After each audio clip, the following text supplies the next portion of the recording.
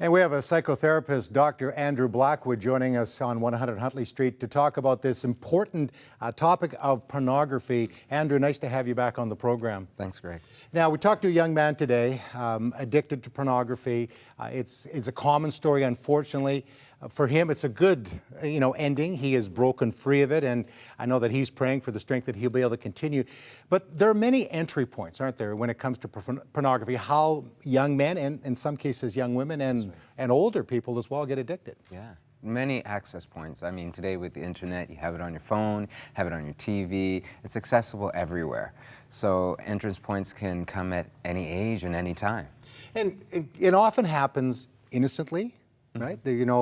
Maybe it's just a dare from a friend or something like that, and before you know it, it's kind of this black hole that you can sink into. Yeah, there's the element of curiosity. We're humans. We are curious. We're wanting to explore, especially the things that we don't know much about. But then there's that heightening experience. You want to know more, you want to see more, and that's far and apart from the actual, sometimes holes or vacuums in people's lives that they're trying to fill, where they're wanting attention, wanting to feel something. And I've met others, we've worked with young adults, in our church, and, talking to some of them and their friends and our kids, going through their teens and into their 20s. There's those that they get caught in it. And sometimes you're like, really? How did this happen? But again, as what you said, there's so many access points with the internet.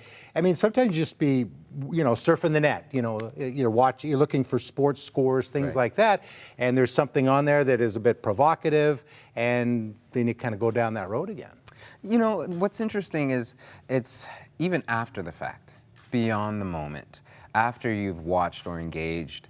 There's the reality that most people, that I come in contact with anyways, they're conflicted about engaging in pornography. The guilt, the shame, the confusion around it is really a challenging part that a lot of people don't really talk about. And what I've found is that as human beings, we find ourselves doing things that we don't necessarily want to be doing. And it's the thoughts that are conflicted, that are kind of silent, that we don't really voice, that we don't really talk about, which keeps these things in play. Is the first big step recognizing that it's a problem? Because many would say, well, I'm not hurting anybody. A marriage situation, we deal with many couples, my wife and I, and, talk to them. And if that is an issue within the marriage, well, okay, that, maybe that needs to come out and the wife needs to know. But then there's also the shame attached. But then there's others, no, but it's not hurting anybody. Right. And there's so many pieces to it. But you've highlighted one of the thoughts that a lot of people think. There's no harm to this. I'm not affecting anybody. I'm the only person involved. There are questions. Is this really bad, right? So most of the times we're engaging with these thoughts in our head as opposed to actually writing them down, which is one of the things that I recommend people do. When you find yourself conflicted, it's important to tease those thoughts apart. What are the beliefs that are in conflict? And then you can, once you see them on paper, you can decide, whoa, really, is that really true? And do I want to live in accordance with this belief or with this belief?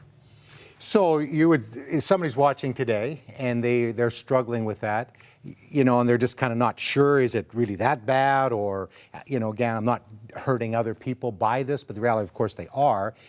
Just to start to write it down and to actually then look at it?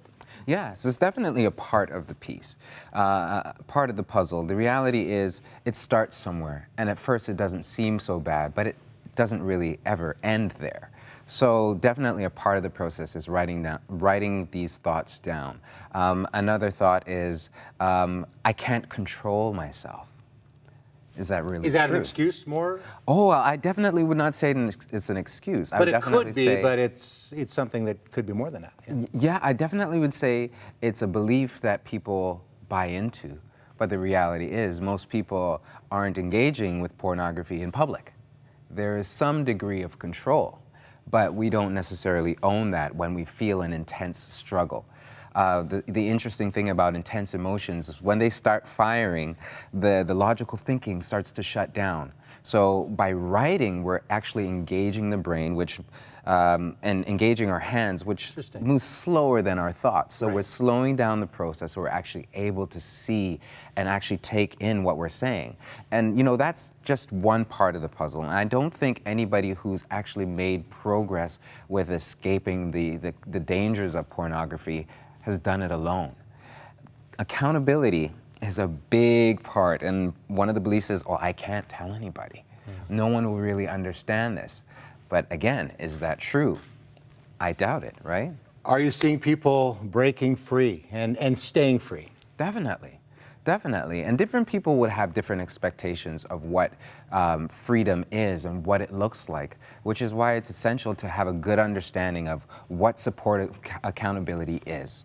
I mean, there's two parts to it. There's a person who is offering the covering and offering the grace, but then there's the person who is having that experience of humbly saying, yeah, I will receive this accountability. Yes, I will look for this. Yes, I will commit to that. Without those two pieces working together, it's really, really difficult. Now, we're just about out of time, but you do online counseling. Tell me about that. Certainly. People can engage in person, but they can also engage online. And, it's helpful to, sometimes time is a factor. I mean, if you can engage in all these things that you're not happy with online, why not engage in something that's going to help you move forward? Well, we know the internet is a real mixed bag, and I'm glad you're on the other end of some of these things. Thank you very much for all the work you're doing. And if you're struggling today with that, again, our prayer counselors are not professional people, but they can point you to people like Dr. Andrew Blackwood.